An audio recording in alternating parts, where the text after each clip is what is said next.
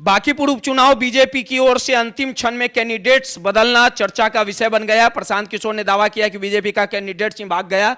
उधर यह कहा जा रहा है कि अभिषेक बंटी के पिता रविंद्र कुमार चारा घोटाले मामले में सजा हुई थी, उन्होंने कोर्ट ने 3 साल की सजा सुनाई थी, इसीलिए बीजेपी ने उन्हें उम्मीदवार पद से हटा दिया और बीजेपी ने पहले अभिषेक बंटी को टिकट दिया था। उन्होंने अगले दिन प्रेस कॉन्फ्रेंस करके चुनाव लड़ने से इंकार कर दिया।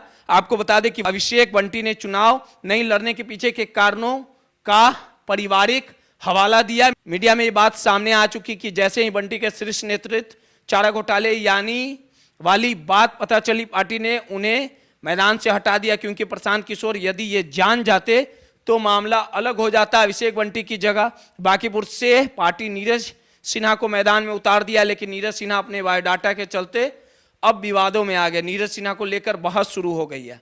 दरअसल नीरज सिन्हा के बायोडाटा में लिखा है कि उनका जन्म 1 जुलाई 1994 को हुआ।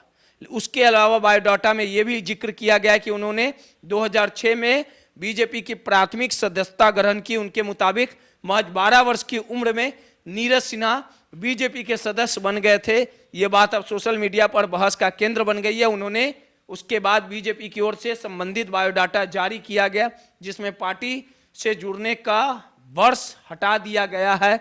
विपक्ष ने इसको मुद्दा बनाते हुए बीजेपी पर बिना तथ्यों की जांच के दस्तावेज जारी करने का आरोप लगाया है। सियासी जानकार मानते हैं कि बांकीपुर जैसे बीजेपी के परंपरागत सीट पर अंतिम क्षण में उम्मीदवार बदलना ठीक नहीं है। बीजेपी पर हमला करने का विरोधियों को नया मौका मिल गया। ध्यान रहे कि बांकीपुर का मुकाबला अब दिलचस्प हो गया है। प्रशांत किशोर यहां से ताल ठोक रहे हैं। आरजेडी अपने कैंडिडेट्स रेखा गुप्ता को जीत का दावा कर रही है। अभी तेज प्रताप यादव की पार्टी की उम्मीदवार वीना मानवी का दावा बाकी है। ब्यूरो रिपोर्ट, माईपीडीएस समाचार।